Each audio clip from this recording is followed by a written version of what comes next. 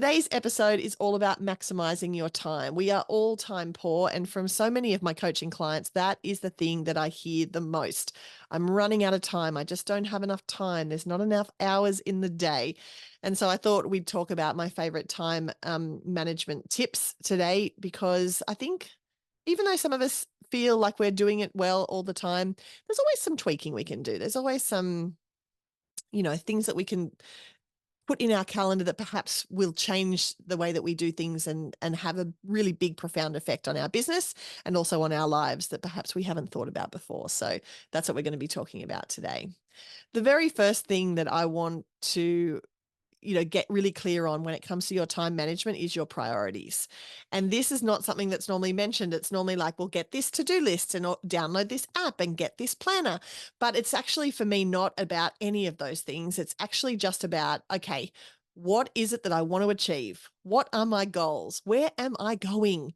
And if you get that really clear, then it becomes a lot easier to manage your time and to figure out where you're going to spend your time. Because there are endless things that we can do as business owners. There are multiple ways that we can spend our time and things that we can do. But are these things actually going to move our business forward? Are these things the best use of our time in our current role, in this current season of our business? And when we ask ourselves those questions, we get some very, very different answers. So I want you to start by thinking about, okay, what is it that I want to prioritize in my world? And how can I get my calendar to reflect that? And if you are unsure of what it is that you want to prioritize, and perhaps you want to reflect on what it is you are prioritizing currently, then I encourage you to look at your calendar and to look at your bank balance. And by looking at those two things, that will tell you loud and clear exactly what you're prioritizing. Because I think sometimes when we sit down and we do goal setting things, we, think this is our main priority. Our main priority is our self-care. But then we look at our calendar and we go, okay, well, we've had back-to-back meetings for 3 weeks now, and there hasn't been a moment of self-care as part of that. So we want to be really, really clear on where we've been in terms of reflection and on where we want to go in terms of our goal setting before we start thinking about, okay, how can we use our time more efficiently? When we understand where we want to go and where we've been, then we can make really good plans for the future. So once you've got that locked and loaded, I then encourage you to think about, what can we do in terms of scheduling to reflect that? And it's the scheduling part is really difficult because we could schedule ourselves up to the eyeballs if we wanted to, and a lot of us do, but that's not the best use of our time. I encourage you to think about your week and think about the priorities that you make and that you have, and see if you can batch as many of those things together as possible. So I have meetings days on Wednesdays. I meet with all the people. It's all the meetings. I don't get an ounce of work done on a Wednesday. I usually don't even get into my inbox. I don't see what's going on. I rarely answer my phone or reply to text messages. And that's because I have all my meetings on those days. And then the next day, on Thursday, I don't have any meetings at all. Thursdays is a no meetings day. And so what ends up happening is that I get to spend those Thursdays just taking a breather, just making my way through the inbox, getting all of those things done that I've talked about a lot on the Wednesday in the meetings. Because I found in the past when I had meetings just booked sporadically across lots of different days, I would be like procrastinating doing any work because I had that meeting at 10 o'clock, and I'd go to that meeting and I'd come back from that meeting, and then I'd only have like a small window of time before I had to go to my next meeting, or before I, was meeting someone for lunch, and then before I knew it, the day was over. And especially for those of us who are finishing our days when school pickup starts, like that window of time between 9 and 3 goes super quickly. And so you want to make sure that you're using that time as best as you can. So I encourage you to block out your days in terms of meetings days and no meetings days. Perhaps you also have days that are inbox days and no inbox days. And I'm not saying completely ignore your customers. You can absolutely put an out of office on those days that you're not going to be replying immediately to emails. The world will continue turning. Don't you worry. If you're terribly concerned about customer service, get someone on your team to filter through that inbox on the day that you're not going to touch it. But you, as the business owner, should have days where you can just get your work done without the ding, ding, ding distraction of emails coming through and people needing you and people, running your day instead of you being the person running your day. This has been a major game changer for me. And then if your priorities are your self-care, are your health, are you looking after your own body and your own mind, then you're going to need to block that out. You're going to need to actually be proactive about that. Because if it's just something that you talk about and then you occasionally get to work out or occasionally get to go to the gym or occasionally get to meet with your therapist or occasionally like have coffee with a girlfriend that makes you laugh, like you're not going to end up in the place that you want to be in terms of your own health and self-care. You're going to be in a place where you're always really resentful of the time that you don't have to spend on those things. And so that has to go in as whatever your priority one is, that has to go into the calendar first. And you can't let other meetings and other things kind of take over that time, because otherwise it's not going to work and you're not going to end up being where you want to be when it comes to those priorities. So I really encourage you. This is not something that I've done terribly well in the probably before last year, the years leading up, 2020, 2021, 2022. But in 23 and 24, I've been really, really conscious of, okay, I don't sit down to my inbox until I've done my workout. I don't sit down to my inbox until I've had a stretch and done my strength training. That's what I'm doing for myself. That's how I'm showing myself love. That's how I'm filling up my own cup. That's how I'm putting myself first.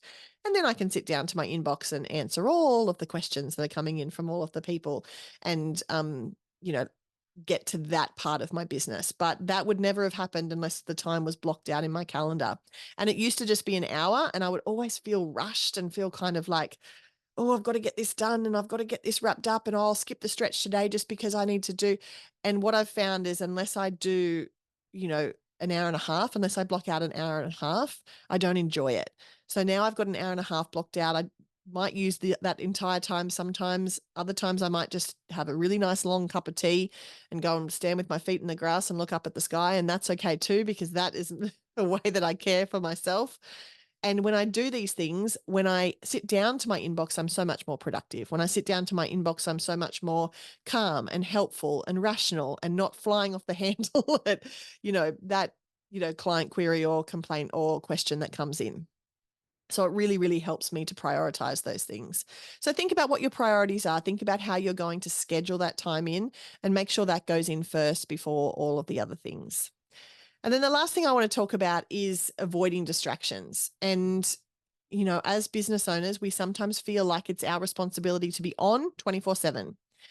But I've run my businesses like that, and it doesn't serve anyone. It doesn't serve my customers, and it definitely doesn't serve me. It doesn't serve my family. And at the end of the day, if I'm not working, if I'm not firing on all cylinders, then my business doesn't fire on all cylinders either. So have a think about the distractions that you have in your life and the boundaries that currently don't exist that you perhaps need to put in place in order to be able to turn up as your best self every day to work. Some of those things for me included taking social media off my phone. A lot of people will Facebook message me, and I don't get it unless I sit down at the computer and actually open up Facebook, which I do very infrequently, because I don't have it on my phone. I have Instagram on my phone. I'm not taking everything away from me. So that is kind of like my one little distraction device that I'm holding on to. But I don't have my emails on my phone. I don't have my messenger on my phone. And I don't have notifications turned on my phone either. I'm not getting a ping every time someone likes something of mine on Instagram. I'm not getting a notification when someone comments on a photo that I've posted. I choose the time that I'm going to go into that app, and then I choose the time I'm going to come out of it too, in order to make sure that I am using that time wisely and it doesn't become something that just evaporates all of my time. So those were big distractions for me. And I had to do the same thing with my computer. My computer doesn't go ding when I get a new email, because if I'm in a deep work session and getting something done that's completely unrelated to my inbox, then to take myself out of that deep work task and to go over to my inbox every time I get a ding about, 9 West have shoes on sale, then I find that it's so much more helpful, because I'm not going down a rabbit warren of whether or not I need a new pair of pumps. I'm still stuck in my deep work and really getting some traction on that and getting some momentum on that, and which is what I want, rather than constantly being distracted from the dings that are going off. So I encourage you to turn off the notifications on your phone, turn off the notifications on your computer. The world will continue turning. If you don't get back to people immediately, I'm not saying you should just like fall off the edge of the earth and not return people's communication, but just start being really clear about what that communication looks like for you. I know that when Lucinda was born, and that was many, many years ago now, I used to be kind of like available at all times in my business. And then I had a baby. And so then things changed. And so Lucinda was in daycare when she was younger on a Wednesday. And so I just changed my out of office and changed my email signature to say, I don't get anything done. I just had a baby. I don't get anything done on any day except Wednesday. If you want to hear from me, you'll hear from me on a Wednesday, because that was the reality. There was just no breathing space between my teaching hours and my mumming hours. There was no breathing space to be able to do anything any other time. And I felt like I was constantly letting people down.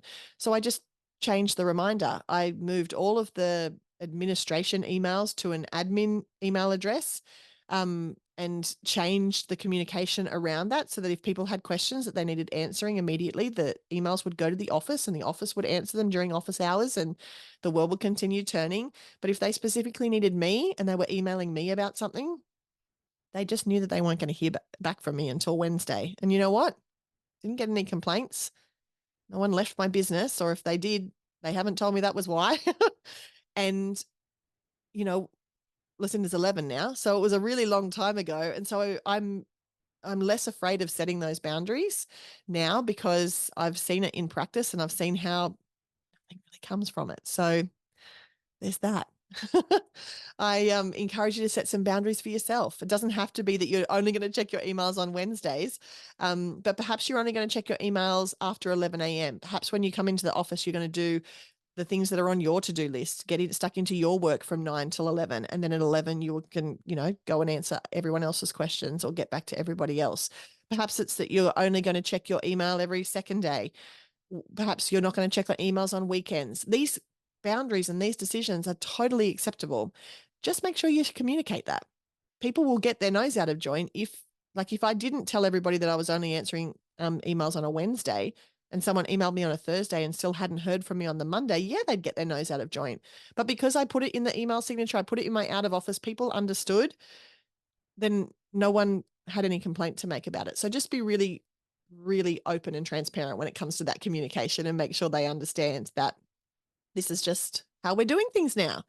And why else do we run our own businesses other than to be able to set up our lifestyle the way that we desire it? So don't feel bad about setting those boundaries and choosing the life that you want and the way that you want that to look and what you want to happen when you do and don't want to be answering to other people. And then just communicate it. Let people know. Trust me. I've done it several times in several different iterations with several different babies or different businesses and launches and things. And the world has continued turning, and it will for you as well. I hope these little tips are going to help you maximize your time. I would love to know what your favorite time management tips and tools and tricks are. Please reach out to me on Instagram at Roar Success. If you haven't already left us a rating or review for this episode, I encourage you to do that. Thank you so much for listening to today's episode, and I look forward to talking to you next week.